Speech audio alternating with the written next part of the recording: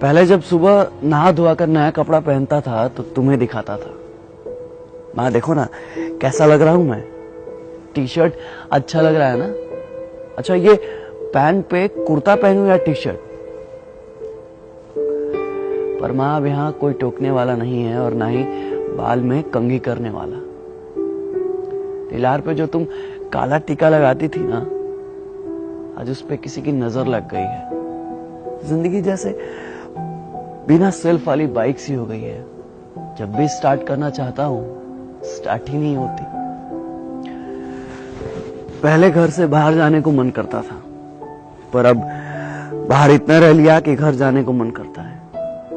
जिन हाथों में गोली डंडे और कंचे हुआ करते थे, आज उन्हीं हाथों ने इन सांस पकड़ रखा है। पहले हमें भी ठंडी लगती थी। 4 बजे भोर में उठने का मन नहीं करता था। मन करता था कि 2 घंटा और सोते रहें। पर अब सब एडजस्ट कर लेते हैं।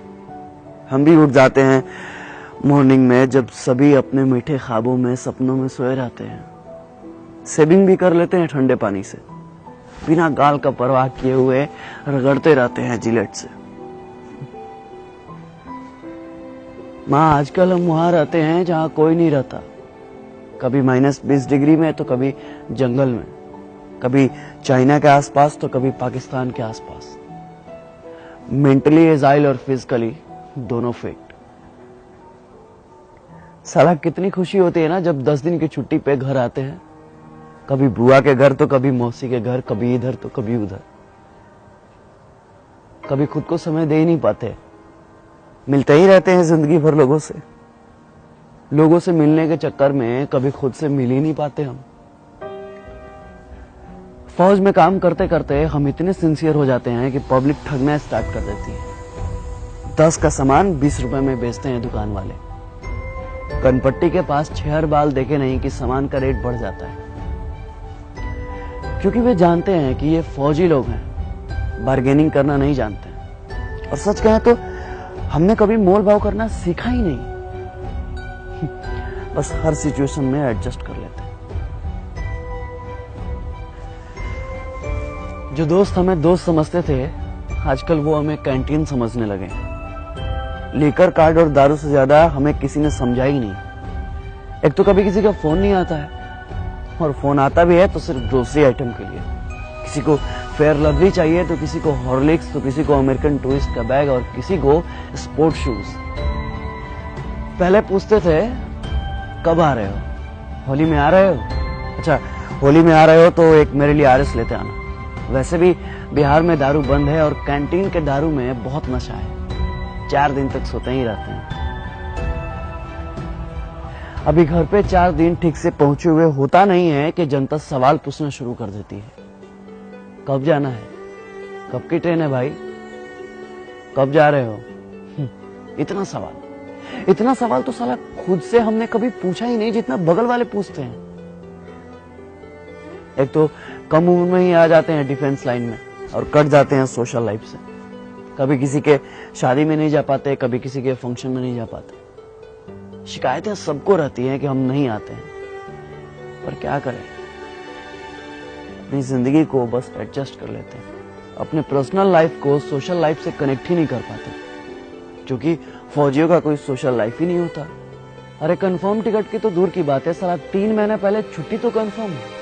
और हाँ, यह सब हम कुछ बोल भी नहीं सकते, क्योंकि फौजियों के लिए छुट्टी एक प्रिविलेज है, मौलिक अधिकार नहीं।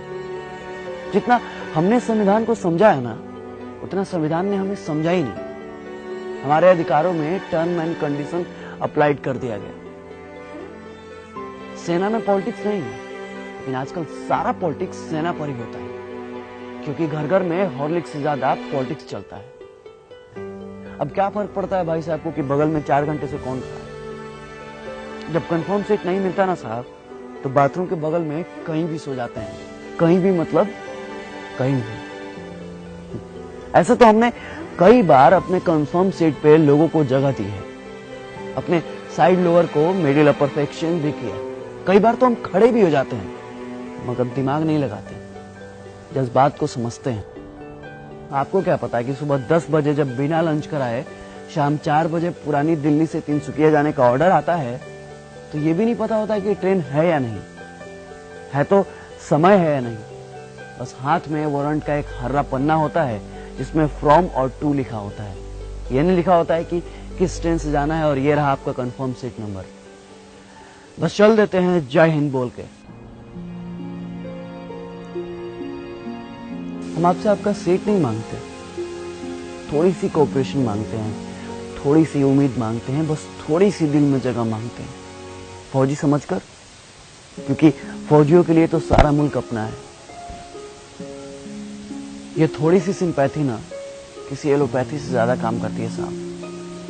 इसलिए अपनों से गुजारिश है कि अपनों के लिए अब कभी भी ट्रेन के या बाथरूम के कहीं भी कोई फौजी भाई मिले ना, बस दिल के कहीं कोने में थोड़ी सी जगह दीजिएगा। जय हिंद, जय Bharat. If I die in a war zone, box me up and send me home. Put my medals on my chest.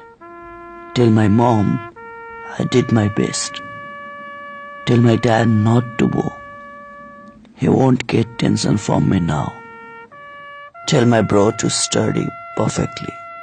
Key of my bike will be his permanently. Tell my sister not to be